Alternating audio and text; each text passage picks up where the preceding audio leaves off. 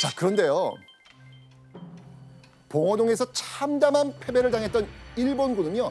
4개월 뒤 이 북한군을 아예 초토화시키기 위해서 어마어마한 병력을 이끌고 무서운 기세로 다가옵니다.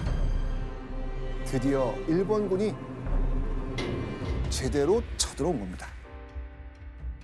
이때 동원된 일본군의 병력 얼마인지 아세요? 무려 2만여 명. 2만이요? 네. 2만여 명? 전쟁하려고 그냥 이렇게 왔구나. 현지 부대 수준이 아니라 중앙 정부 차원에서 작전을 아예 그냥 작정을 한 거죠, 작정을. 맞습니다. 자, 이때 홍범도의 전략 무엇이었을까요? 혹시 이때도 게릴라였을까요? 근데 그 게릴라도 한계가 있는 것 같긴 하거든요. 2만 명은. 홍범도는요 이렇게 말합니다. 백두산은 우리에게 아주 익숙한 지형이다. 조국 땅과 더 가까이 가서 조선인들로부터 도움을 받으며 전투를 준비하자. 자, 일본군을 피해서 독립군의 근거지를 봉오동에서 조선 땅과 좀 더 가까운 백두산으로 옮기자는 거였습니다. 자, 그런데 이때 이 홍범도 부대를 일본군이 아주 바짝 추격합니다. 그렇게 쫓고 쫓기는 일본군과 홍범도의 독립군 부대. 그런데 갑자기 홍범도가 이렇게 외칩니다. 모두 멈춰라.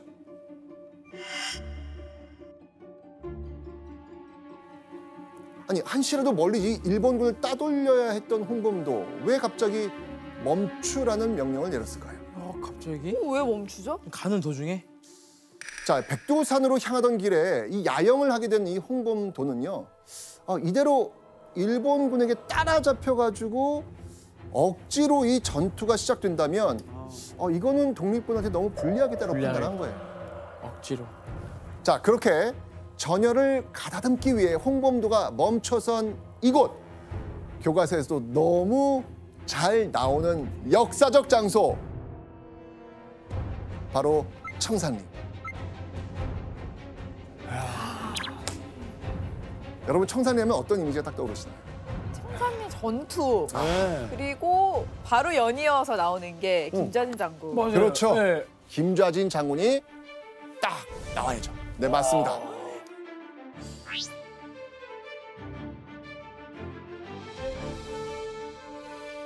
딱 홍범도 장군, 뭐 봉오동, 네. 뭐 청산리 하면 김좌진. 김좌진. 시험 문제, 시험 문제. 네, 이렇게 나오는데. 시험 문제. 네. 자, 그런데요. 놀랍게도요. 이 청산리 전투에서 김좌진과 함께 이 홍범도 역시 활약했습니다. 몰랐어요. 이건 잘 모르시더라고요. 네, 저는 아예 다른 이 파트인 줄 알았어요. 맞아요.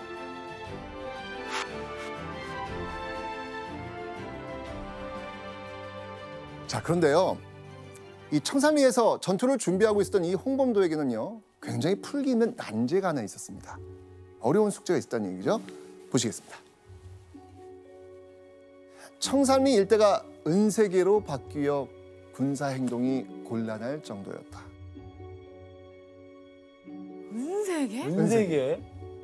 아, 눈이 많이 왔다? 아, 그렇죠.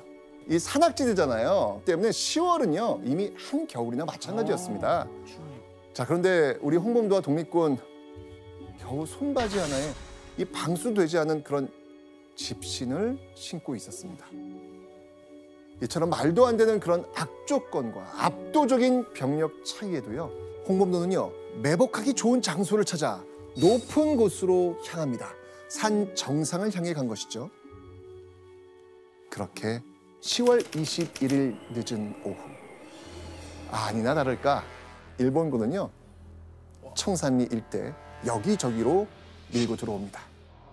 그들의 목적은 단언합니다. 바로 산 정상에 있는 홍범도 부대.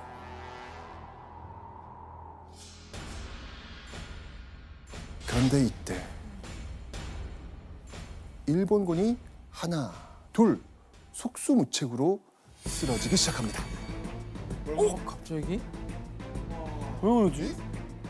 그 이유는 일본군이 홍범도 덫에 걸려든 결과였습니다. 산 정상으로 이동하는 척하던 홍범도 부대는요, 사실 산 기슭을 통해 교묘하게 산을 빠져나간 상태였습니다. 와. 근데 그 사실을 몰랐던 일본군은요, 서로를 향해 총을 쏘는 이 상황이 벌어진 거예요. 자, 봉오동 전투에서의 5인 사격이 그때는 이제 정신없이 후퇴하는 과정에서 일본군께의 착각으로 이루어진 거잖아요. 그죠? 근데 이번 전투에서는 달랐습니다. 홍범도 부대는 무엇을 잘 알고 있다? 지형을 잘 알고 있다. 이미 계산을 다 했던 거예요. 엄청나다. 자, 이 싸움을 완루구 전투라고 부릅니다. 와. 자, 그런데요. 홍범도가 이 한숨을 돌리기도 전에 또 다른 전투에 뛰어들입니다. 자, 이 전투, 그가 뛰어들었던 이 전투를 지금 주도하고 있었던 사람이 있었어요. 김좌진. 김좌진 장군. 완루구 전투 그 다음 날 또 다른 매복 장소를 찾아 이동하던 이 홍범도 부대가 김좌진 부대와 일본군의 전투를 목격을 한 거예요. 자, 홍범도 부대는요, 그 일본군의 뒤로 은밀하게 접근합니다. 와. 그리고 이 순간 일본군은 아비규환에 빠지죠. 와. 또 다른 독립군부대다! 협공이다! 뒤에서 맹사격을 퍼부은 홍범도 부대로 인해 일본군 전열이 흐트러집니다. 와. 포위당했네요. 맞습니다. 와. 자, 그렇게 하루 종일 진행되던 전투는요, 후퇴하기 시작한 일본군의 패배로 막을 내립니다. 와. 이 싸움을 우리는 어랑촌 전투라고 합니다. 어랑촌. 네. 자, 이렇게 청산리 일대에서는요, 6일 동안 총 10여 번의 전투가 이루어졌고요. 10전 10승. 와. 와, 대단하죠? 좋다, 좋다. 완전 완승이었습니다. 그리고 이 10여 번의 전투를 통틀어서 우리는 청산리 전투라고 부르는 겁니다. 북한도의 독립군을 섬멸하겠다던 일본군의 계획이 아시다시피 지금 실패했습니다. 그죠? 자, 그러자 그들의 칼날이 북한도의 조선 민간인들을 향한 겁니다.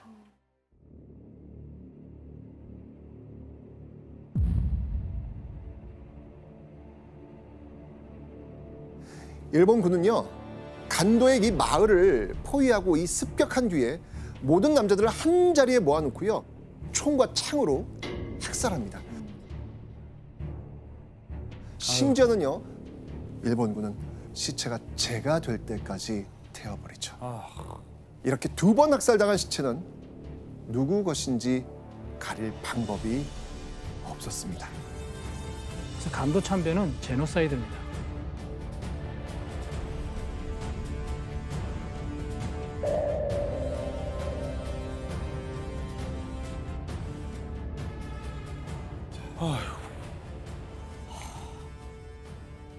자, 일본군이 초토화시킨 북한도의 소식은요, 홍범도에게도 전해집니다.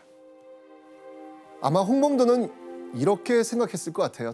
당장이라도 북한도로 달려가서 이 조선인들의 복수를 하자.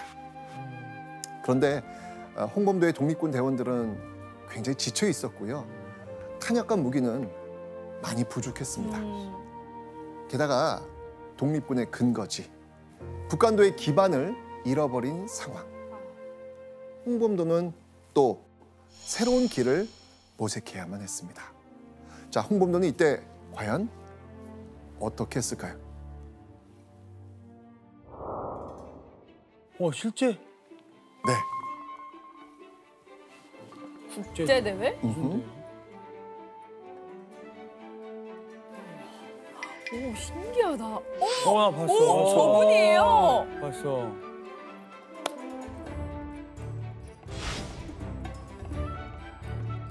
자, 실제 모습 보니까 어떠세요?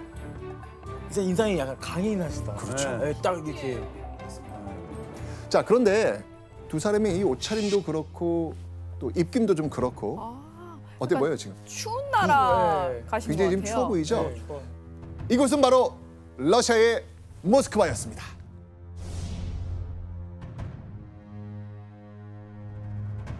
모스크바? 네, 모스크바. 어? 당시 러시아는 내전 중이었습니다. 무장단체였던 이 독립군이 일본군도 개입하고 있던 이 내전에 참가해서 일본군과 싸우는데 힘을 좀 보태준다라고 하면 러시아로부터 이 무기와 추위 또 굶주림을 해결할 수 있는 그런 원조를 받을 수 있겠다라고 판단을 한 거죠. 그렇다면 러시아에서 홍범도는 원하는 것을 과연 얻을 수 있었을까? 그게 문제죠. 그죠? 러시아는 홍범도와 독립군을 지원해주지 않습니다. 심지어 이곳에서 독립군들은요 분열이 되었고 흩어지기까지 합니다. 항일 무장 투쟁의 새로운 길을 찾기 위해 온 러시아에서 독립군마저 잃고 만 거죠.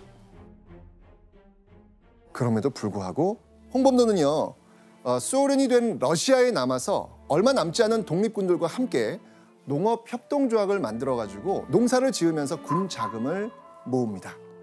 항일 무장 투쟁에 대비하겠다는 생각을 놓지 않았던 것이죠. 그런데 이것마저도 홍범도의 뜻대로 되질 않아요.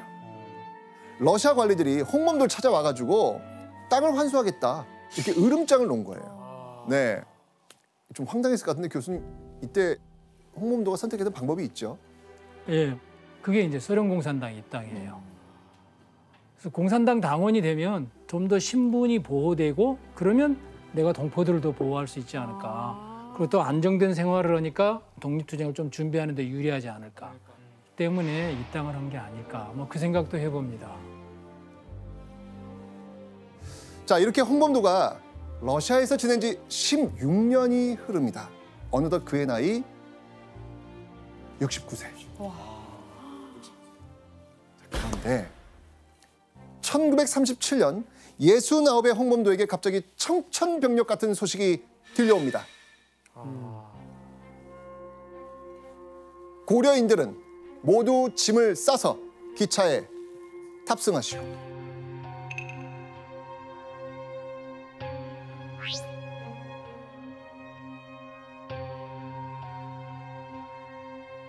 자, 그러니까 러시아에서 살아가는 고려인들에게 다짜고짜 기차를 타고 떠나라는 겁니다. 러시아의 한인 동포들이 강제로 이주당해 했던 그 이유는 바로 일본 사람들과 닮았다는 거예요. 아, 일본 사람들이랑? 네. 왜요? 그 이유는 조선인 중에서 혹시 일본의 첩자가 있을 수 있겠다. 그런 이유로 러시아에서 아주 먼 곳으로 그냥 강제로 보내버렸던 겁니다. 어디로 가는지도 모르는 그 기차에 타야 했던 고려인들은 모두 17만여 명. 17만? 17만여 명. 그런데 그 가운데 누구도 있었을까요? 홍범도. 홍범도도 있었던 것입니다. 자, 그렇게 블라디보스토크에서 출발한 기차는요, 무려 40여일을 달려 이곳에 도착합니다. 우리 처음에 나온 카자흐스탄. 카자흐스탄. 맞습니다. 아, 우리가 처음에 만났던 바로 그 카자흐스탄. 강제 이주를 당한 홍범도, 과연 그 뒤의 삶은 어땠을까요? 6년 후 어느 날 카자흐스탄 고려인 신문에 홍범도의 소식이 실립니다. 이렇게 말이죠.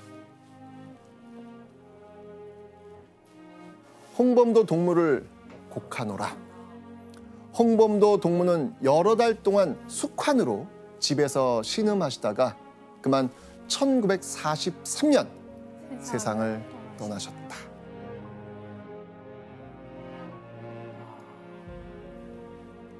광복을 2년 남긴 1943년, 일제가 패망하는 모습을 미처 보지 못한 채 이역만리 카자흐스탄에서 파란만장했던 생을 마감한 겁니다. 이런 홍범도가 죽기 전에 한마디 유언을 남기죠. 내가 죽고 우리나라가 해방된다면 꼭 나를 조국에 데려다 주시오. 그의 염원은 과연 실현되었을까요? 네. 됐으면 좋겠는데. 됐으면 좋겠는데. 그의 모습을 한번 영상으로 보시죠. 아, 맞아. 작년이었어요. 네. 와, 너무 늦게 돌아오셨네.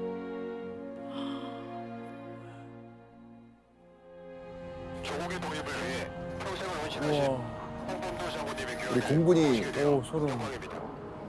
소유했습니다. 오 소름. 와, 소름 되게 돋았어. 소름 돋는다. 오.